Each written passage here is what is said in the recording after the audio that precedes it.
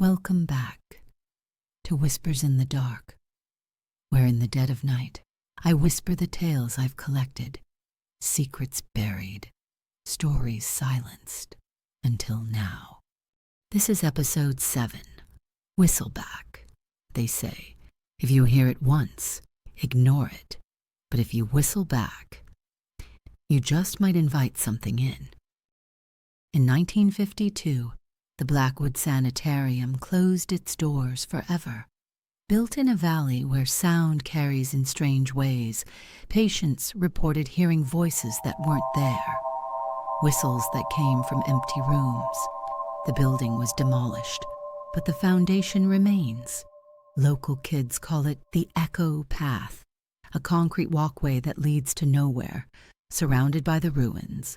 They say the acoustics are still wrong there. They say if you whistle 3 times, something that never left will whistle back. Jeremy had heard the stories his whole life.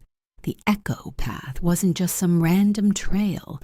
It was all that remained of Blackwood Sanitarium, a place where they used to lock away people who heard voices. The patients there had a habit of whistling to each other through the walls, a code that drove the staff crazy. One patient, Marcus Fell, was obsessed with echoes. He'd whistle the same 3-note pattern over and over, claiming it would call them home. The night before the sanitarium closed, Marcus disappeared. They found his body at the bottom of the old elevator shaft, but witnesses swore they still heard his whistle echoing through the halls for weeks after.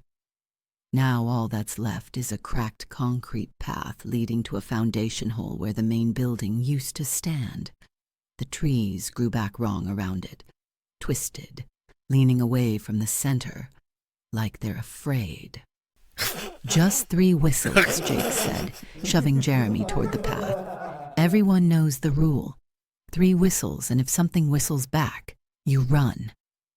Jeremy's friends waited at the tree line, close enough to watch, but far enough to bolt. The concrete path stretched ahead of him, cracked and overgrown, leading to that dark foundation pit.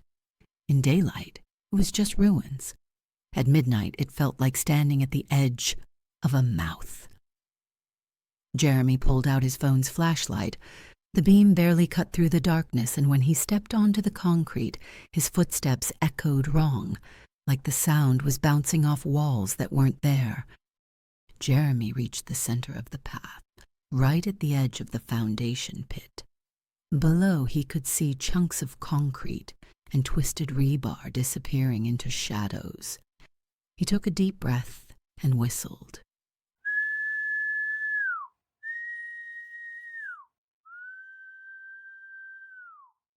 3 clear notes, just like Marcus Fell used to do. The sound echoed, but not normally.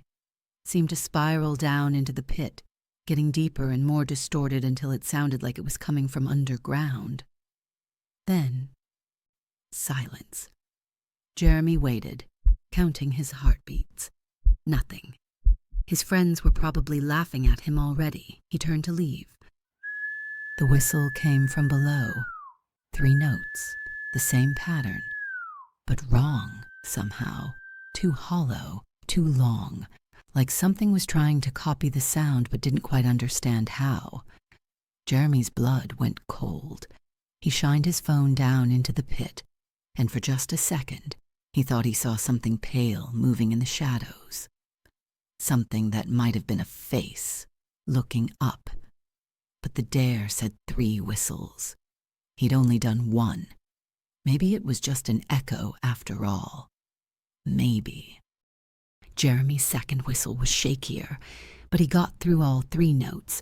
This time the response came faster and closer. Not from the pit, from somewhere in the trees around him. Behind him, he heard his friends calling, "Jeremy, come on, man." But their voices sounded far away now, like they were shouting through water. The whistle came again, circling him. 3 notes, but now it sounded almost hungry. Jeremy spun around, his phone light sweeping the darkness. The trees seemed to lean in closer, and in their shadows he caught glimpses of something pale moving between the trunks. One more whistle.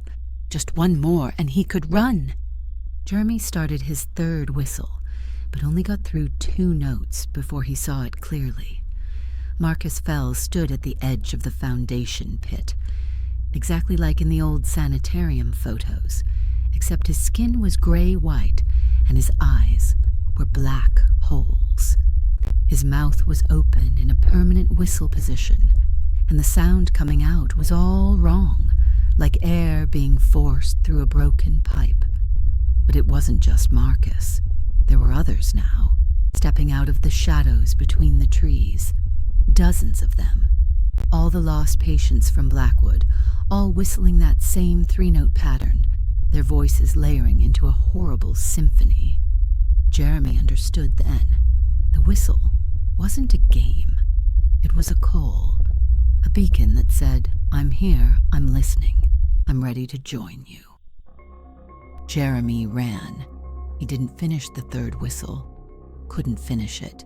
His survival instinct kicked in, and he bolted back down the concrete path, the pale figures gliding after him like they were floating instead of walking.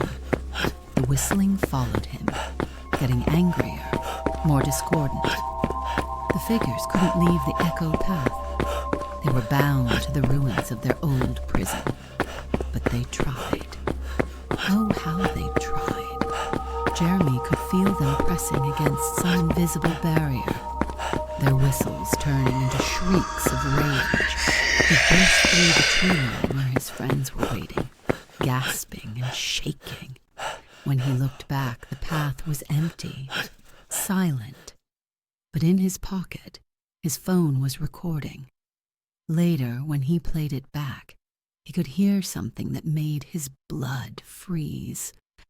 Under his footsteps, under his panicked breathing, you could just barely make out the sound of someone finishing that third whistle for him.